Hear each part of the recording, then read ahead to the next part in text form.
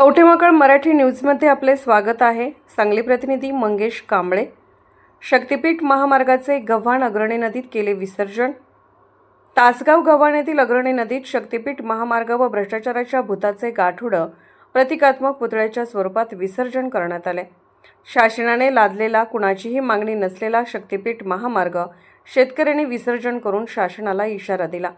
शासनाने ही शक्तिपीठ महामार्ग रद्दच करावा, असे न झाल्यास शक्तिपीठ महामार्ग रद्दच करायला आम्ही भाग पाडू। यावेळी बाधितांनी जोरदार घोषणाबाजी करत शक्तिपीठ महामार्गाच्या प्रतिकात्मक पुतळ्याची मिरवणूक काढून गव्हाणच्या अग्रणी नदीत विसर्जन करण्यात आले। रद्द करा, रद्द करा, शक्तिपीठ रद्द करा, देणार नाही, देणार नाही, शक्तिपीठला एक इंचही जमीन देणार नाही, शेतकरी एकजुटीचा विजय असो, विसर्जन विसर्जन, शक्तिपीठ महामार्गाचे विसर्जन, अशा जोरदार घोषणाबाजी करण्यात आली।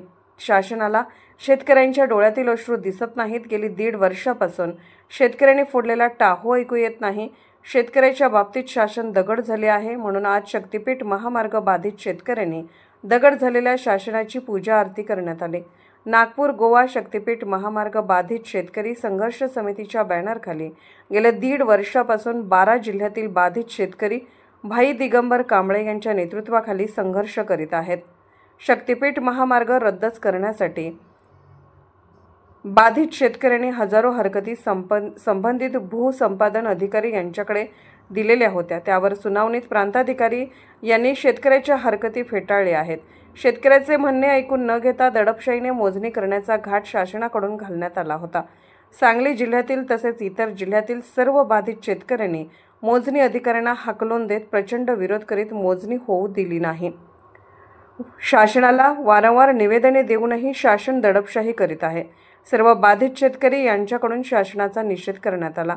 राज्य संपर्क प्रमुख शरद पवार गव्हाण व बाधित शेतकरी यांनी लक्ष्मी मंदिर अग्रणी नदी गव्हाणमध्ये शासनाच्या धोरणाचा निषेध करीत अनंत चतुर्दशी दिवशी आज शक्तिपीठ महामार्गाचे विसर्जन करून शासनाला इशारा देण्यात आला।